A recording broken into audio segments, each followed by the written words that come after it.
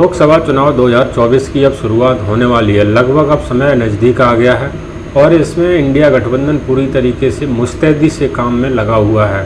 अब देखना ये होगा जो ये चुनाव है इसमें किस प्रकार से ये पार्टियां रणनीति बनाती हैं और बीजेपी को हराने के लिए संकल्प लेती हैं। अगर हम बात करें उत्तर प्रदेश में समाजवादी पार्टी की, तो वो पिछली बार बीएसपी के साथ में गठबंधन करके चुनाव लड़ी थी और वो मात्र 5 सीटें जीती और बीएसपी 10 सीटें निकाल के ले गई थी। इस बार से दोस्तों इंडिया गठबंधन में बीएसपी नहीं है, समाजवादी पार्टी है और समाजवादी पार्टी इंडिया गठबंधन को उत्तर प्रदेश में लीड करती हुई नज़र आ रही है। लेकिन सबसे बड़ी बात यह है कि समाजवादी पार्टी कितनी सीटों पर चुनाव लड़ेगी और कौन सी सीटें अभी तक उसने क्लियर करी हैं, कौन से प्रत्याशियों का जो नाम है वो सामने आ रहा है। दोस्तों मैं आपको बता दूं कि यहाँ पर कुछ प्रत्याशी हैं समाजवादी पार्टी के परिवार से, उनकी सीटें लगभग क्लियर हो गई हैं। सबसे पहली जो सीट है दोस्तों इस समय बहुत ज़्यादा चर्चा में रहने वाली है, बहुत ज़्यादा हाईलाइट रहेगी, वो सीट है कन्नौज की।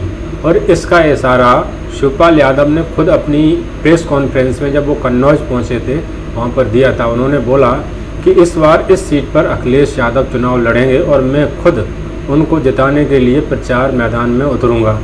अब दोस्तों यहाँ से तो एक सीट पक्की हो गई, कन्नौज से अखिलेश यादव लगभग 99% यहाँ से अखिलेश यादव ही मैदान में दिखाई देंगे और बीजेपी यहाँ बहुत मुश्किल में दिखाई देगी अगर अखिलेश यादव यहाँ से चुनाव लड़ते हैं। दूसरी सीट है डिम्पल यादव की, मैनपुरी से वो क्लियर है क्योंकि उपचुनाव में बहुत बड़े अंतर से जीती थी। जब मुलायम सिंह यादव एक्सपायर हो गए थे उसके बाद में डिम्पल यादव लड़ी, वहाँ से बड़े अंतर से जीती। तीसरी सीट दोस्तों है वो अक्षय यादव की है, फैजाबाद की सीट।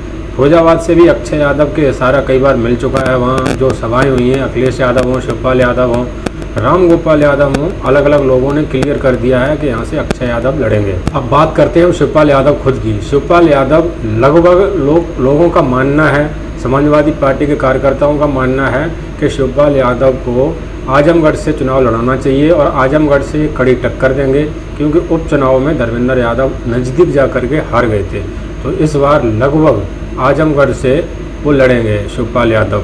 अब रह गई हम धर्मेंद्र यादव की बात करते हैं तो धर्मेंद्र यादव को बदायूं से पिछली बार वो सांसद हार गए थे लेकिन उससे पहले वो वहाँ सांसद रह चुके हैं। तो इस बार वो पूरी तैयारी भी लगे हुए हैं। आप देखेंगे उनको हमेशा वो बदायूं में दिखाई देते हैं, रैलियाँ करते हैं, जनसभाएँ करते हैं, नुक्कड़ सभाओं में लगे हुए हैं।